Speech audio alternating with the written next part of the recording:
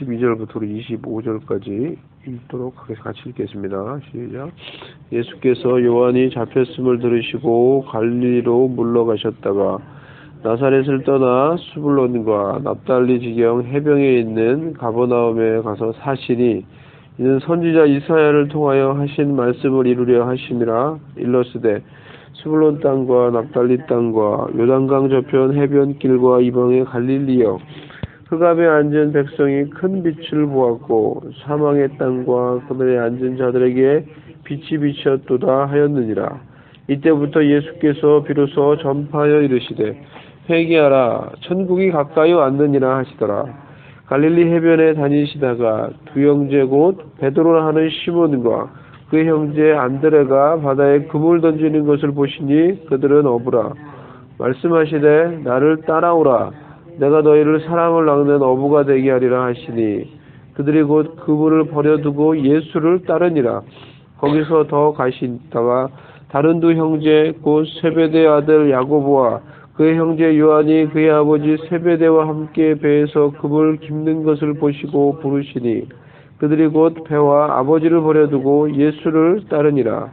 예수께서 온 갈릴리에 두루 다니사 그들의 회당에서 가르치시며 천국 복음을 전파하시며 백성 중에 모든 병과 모든 약한 것을 고치시니 그의 소문이 온 수레아에 퍼진지라. 사람들이 모든 앓는 자, 곧 각종 병에 걸려서 고통당하는 자, 귀신 들린 자, 간질하는 자, 중풍병자들을 데려오니 그들을 고치시더라. 갈릴리와 데가볼리와 예루살렘과 유대와 요단강 건너편에서 수많은 무리가 따르니라. 아멘. 오늘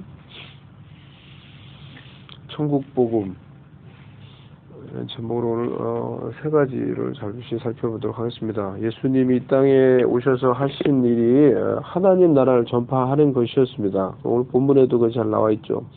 그래서 본문은 예수님이 이 땅에서 하나님 나라를 보여주며 또 전파하는 모습이 잘 나타나 있습니다. 그래서 천국 복음의 내용과 예수님이 보여주신 하나님 나라에서의 삶을 우리가 간단히 이 본문에 나와 있는 이 몇 가지 구절을 중심으로 살펴보면요. 첫 번째, 신앙은 사는 것이다. 신앙은 사는 것이다.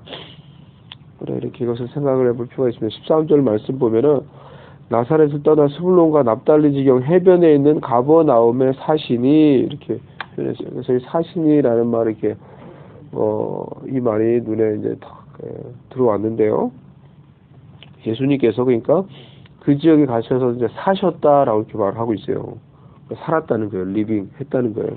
근데 예수님께서 이 가버나움에 가셔서 사심으로 이사야가 예언했던 그 예언의 말씀이 이루어졌다는 거예요. 이 지역에 이 스불론 땅과 납달리강 요단강 저편 해변의 이방의 갈릴리여, 어둠 가운데 빛이 비치리라 라고 했던 이 말씀이 이루어졌다라는 거예요. 그러니까 예수님이 거기서 사심으로 그 가운데 어둠 가운데 있는 지역 가운데 빛이 비추어지게 되었다라는 거예요. 하나님의 말씀이 이루어지게 되었다는 것입니다. 그래서 예수님이 하신 것처럼 신앙은 사는 것이다라는 거예요. 하나님의 나라는 이 땅 가운데 어떻게 이루어지는가? 하나님의 사람이 그곳에서 살아감으로, 그들이 살고 있는 지역에서 살아감으로 예수님이 하신 것처럼 어둠 가운데 있는 지역에 이 하나님의 사람이 그 지역에 있음으로 말미암아, 살아감으로 말미암아 빛이 비추어지고 하나님 나라가 그곳에 구현된다는 것입니다. 예수님께서 그것을 잘 보여주고 있는 것입니다. 예수님이 그렇게 이 땅 가운데 계시면서 하나님의 나라를 구현했다는 것이죠. 그래서 큰 일을 하시고 뭐 위대한 일을 하시고 그런 것도 하셨지만은 또 한편으로는 오늘 본문 말씀을 통해서 생각을 해보면은 그 지역에 가서 사신 거예요. 사심을 통해서 비치신 예수님이 거기 있으니까 거기에 빛이 비춰져서 하나님 나라가 이루어져 갔다라는 것입니다. 그렇기 때문에 이것이 참 간단하고 쉬운 논리이지만은 우리가 기억을 해야 될, 이율배반적인 삶을 사는데 익숙한 우리가 참 기억하고 실천하기 위해서 애를 써야 할 중요한 하나님 나라의 원리라는 것입니다. 우리의 삶과 거룩한 신앙을 구별짓는 우리가 가지고 있는 이 세속적인 그런 생각을 가지고는 이 땅 가운데 하나님의 나라를 구현할 수 없다라는 거예요. 우리가 삶으로서 하나님의 나라가 이루어져야 된다라는 것입니다. 교회 와서는 우리가 거룩한데 우리가 사는 곳에서는 우리가 거룩하지 못할 때가 너무나 많이 있다는 거예요. 그러한 그렇게 나누어지는 그런 삶을 통해서 하나님의 나라가 이루어지지 않는다는 것입니다. 신앙은 사는 것이다. 내가 살고 있는 지역에서 예수님이 그렇게 했던 것처럼 진정 하나님의 사람으로 하나님의 뜻에 온전히 순종하는 한 사람으로 살아갈 때 그곳에서 하나님의 나라가 이루어지게 된다는 것입니다. 하나님의 사랑을 정말 품고 내가 살고 있는 곳에서, 내가 일하고 있는 곳에서, 내가 살고 있는 가정에서, 내가 살고 있는 이웃과의 관계에서 그런 하나님의 사람으로 살아갈 때 나를 통해 사랑의 빛이 비춰짐으로 말미암아 점차 어둠이 사라짐으로 하나님의 나라가 이루어지고 구현되는 일이 우리 가운데도 이루어지게 된다는 것입니다. 나는 하나님의 사람으로 나의 지역에서 살고 있는가? 라는 것을 우리가 오늘 생각해 보기로 원하면 두 번째로 하나님의 나라는 회개로 시작된다라는 거예요. 예수님께서 하나님의 나라를 전파하면서 제일 먼저 그리고 가장 주되게 외친 메시지가 바로 이것입니다. 17절에 이때부터 예수께서 비로소 전파하여 이르시되 회개하라 천국이 가까이 왔느니라 하시니라 이렇게 말씀을 하고 있어요. 예수님께서 하나님 나라를 전파하면서 첫 번째로 주되게 하신 메시지예요. 뭡니까? 회개하라. 회개하라는 거예요. 회개하라 천국이 가까이 왔느니라. 그렇습니다. 그래서 예수님의 시각에서는 이 천국, 이 땅에서의 삶과 이 천국의 삶이 확연히 다른 것이었습니다. 그래서 사람들이 이 땅에서 살고 있는 사람들이 이 땅에서의 삶과 천국에서의 삶을 이렇게 동일한 연속선상에서 이것을 받아들일 수 있을 만큼 그렇게 거룩하지 못했어요. 그러니까 회개하라고 하죠. 그들이 진짜 천국을 맞이하고 이렇게 예수님을 맞이하고 천국의 삶을 지금 당장 살 수 있을 정도로 하면은 그렇게 말씀하지 않겠죠. 근데 제일 먼저 주되게 예수님이 전하신 말씀은 회개하라는 거예요. 너희들 회개하라는 거예요.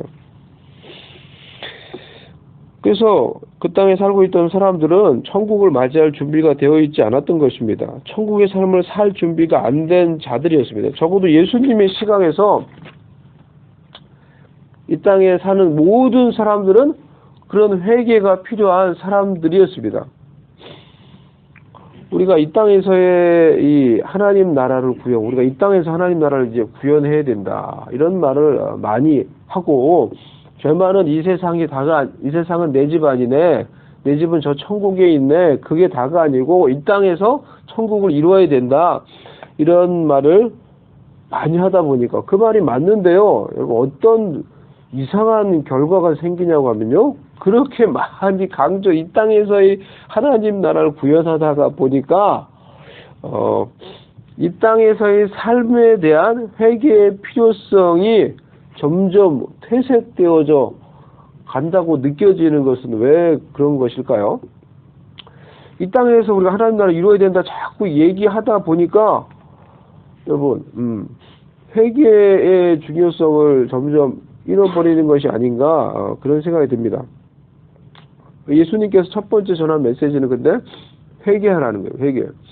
천국을 맞이하기 위해서 우리 모두에게 필요한 것이 회개라는 거예요. 모두에게 예수님 우리 모두에게 적용하는 거겠죠. 이대로는 안 된다는 거예요. 회개가 하나님의 나라를 영접하고 그 땅에 그 하나님 나라의 삶을 우리가 받아들이고 누릴 수 있는 첫 번째 관문이라는 거예요. 나는 회개하였는가? 나는 지금도 회개하고 있는가? 회개는 바꾸는 것, 생각을 바꾸는 것인데, 삶을 바꾸는 것인데, 나는 회개하고 회개의 열매가 내 가운데 있는가? 우리 자신에게 우리가 생각을 해 봐야 하는 것입니다. 세 번째로 신앙은 예수님을 따르는 것이다. 하나님의 나라가 어떻게 이루어지는가? 하나님의 나라를 구현할 제자들을 부르시는 예수님의 부르심이 오늘 본문에 나오는데요. 19절에 보면은 말씀하시되 나를 따라오라. 내가 너희를 사람 낚는 어부가 되게 하리라 하시니 이 앞에 나오는 이 첫 번째 원리처럼 예수님께서 제시하는 이 하나님 나라를 구현하는 제자가 되는 거 아주 쉽고 간단하고 명료해요. 아주 간단해. 뭡니까? 나 예수님을 따라오라. 그러면 예수님이 우리를 제자들을 사람을 낚는 어부가 되게 만들어 주신다라는 거예요. 아주 간단한 원리예요. 그렇기 때문에 우리는 예수님의 부르심 앞에서 제자들처럼 제자들의 근데 반응 또한 아주 혁신적이고 레디컬하고 이렇게 그대로 그걸 따랐어요. 그래서 모든 것을 내려놓고 전심으로 주님을 따르는 걸 보여주죠. 우리도 그렇게 예수님의 부르심 앞에서 그렇게 모든 것을 내려놓고 전심으로 우리가 따르기만 하면은 된다라는 거예요. 그래서 신앙은 간단하고 보편적인 명제로 제시되는 거지 각 상황마다 우리가 그런 얘기를 많이 해요. 케이스 바이 케이스. 케이스가 어떻게 될지 모르기 때문에 상황마다 다 그 적용하는 게 너는 그래서 너의 상황이 다르니까 너는 조금 달라. 너는 그렇게 안 해도 돼. 각 상황마다 그 적용점들이 다 다른 그런 복잡한 그런 사용 설명서가 아니라는 거예요. 그게 아닌 게 얼마나 감사한지 모르겠어요. 그게 아닌 게 얼마나 감사한지 모르겠어요. 아무것도 염려하지 말고 모든 일의 기도와 간구로 너희 구할 것을 하나님께 감사함으로 아뢰라. 그러면 모든 지각에 뛰어난 하나님의 평강이 너희 마음과 생각을 지키시리라. 그냥 한 가지 그냥 원리예요. 아무것도 다 포함돼요. 그러니까 거기에 너는 상황이 다르니까 너는 이거 포함이 안 돼. 그러니까 너는 다르게 해야 돼. 이렇게 제시하는 게 아니라 하나님 말씀은 모든 걸 다 통틀어서 그냥 간단한 원리를 뭐든지 다 걱정하지 말고 맡기도 아니고 다 포함이 돼버려요. 그러니까 사실 따르려고 하면은 우리가 되게 좋은 거예요. 내 케이스가 뭐 또 다르고 뭐 그런 게 아니기 때문에 그 모든 상황에 다 포함되기 때문에 따르려고 하면은 되게 간단하고 얼마나 좋은 건지 몰라요. 우리가 그렇게 못 따라서 문제가 되죠. 예수님께서 제시한 것도 그런 거예요. 오늘 제시한 거 나를 그냥 따라오라는 거예요. 전심으로 나를 따르고 전심으로 나를 따르라는 거예요. 그러면은 내가 너희를 예수님을 믿는 제자가 되어서 사람을 낚는 사람으로 만들어 준다는 거예요. 예수님이 그냥. 그게 얼마나 이게 좋은 이 원리예요. 논리예요. 간단하면서도. 그렇기 때문에 그러면 예수님이 그걸 다 이루신다는 거예요. 우리가 제자가 되게 만드신다는 거예요. 예수님이. 나는 예수님을 그러면 진심으로 따르고 있는가, 전심으로 따르고 있는가, 그것만 우리가 잘하면 되는 거예요. 그것을 우리가 돌아보면서 우리가 그런 사람이 되도록 진심으로 전심으로 이게 따르는 예수님의 부르심 앞에서 그렇게 할 수 있는 그런 단순하지만은 전폭적으로 순종할 수 있는 그런 사람이 되게 해달라고 우리 자신을 위해서 오늘 우리가 오늘 나눴던 말씀을 생각하며 기도하기를 원합니다.